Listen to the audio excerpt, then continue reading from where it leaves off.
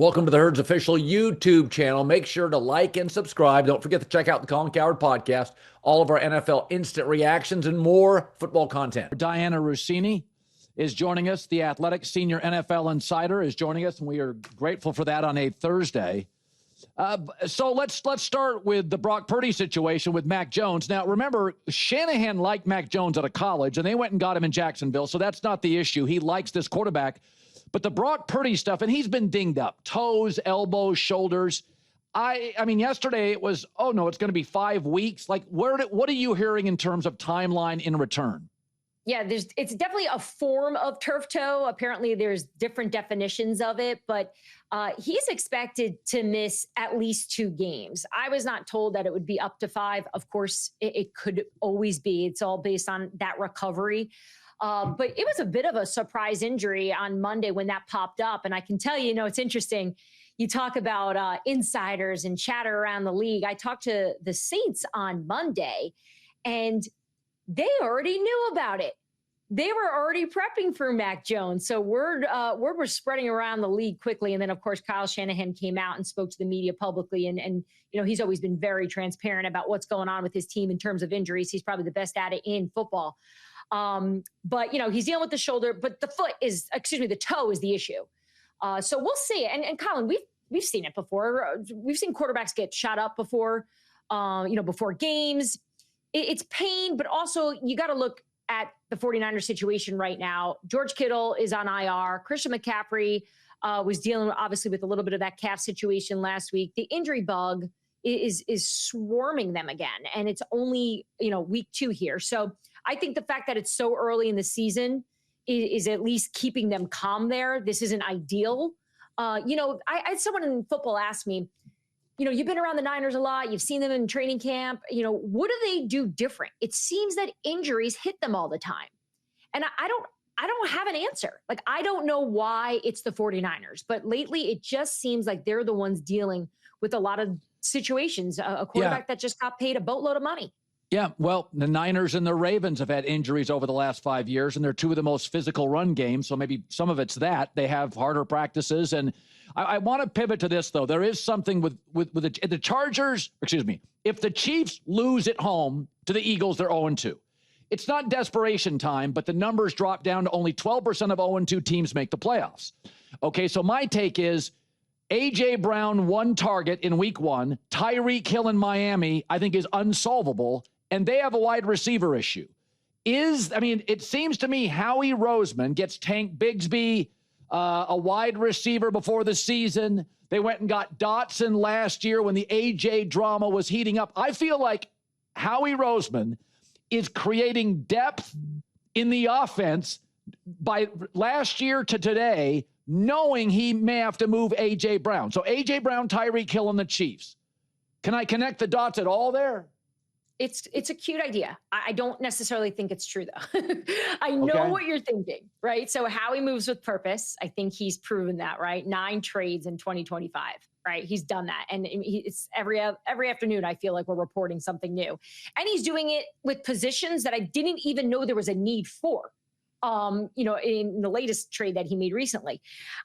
He's never worried about winning the trade either. I think that's important to state, right? Because I've had a lot of conversations over the years with organizations who are obsessed with winning, the headline the next day, and we both know how that works out. It doesn't matter. Nobody cares. It's, are you able to get the player to immediately step in and make a difference and put your team in a position to win? Now, that being said, I know there were teams calling about A.J. Brown during the offseason.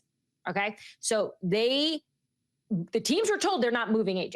Okay. And it wasn't like hey, let's keep talking. It was a no, thanks. This is AJ Brown. He's one of the top 5 wide receivers in football, top 3.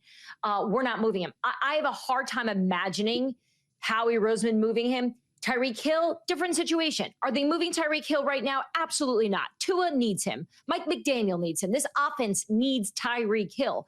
But depending on what happens come October, right before the trade deadline, the first week of November, all right, then, we'll talk about that because things will possibly change there.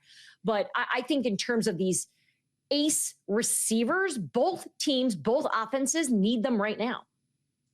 So I know it's early, but outside of Miami, the New York Giants were the toughest watch.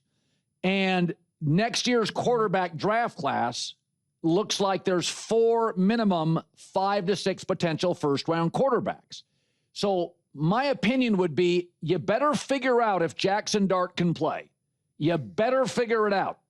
And I made the argument, I think Monday or Tuesday, if the Giants trail 14-0 at half and have 4 3-and-outs, you're going to start losing the locker room.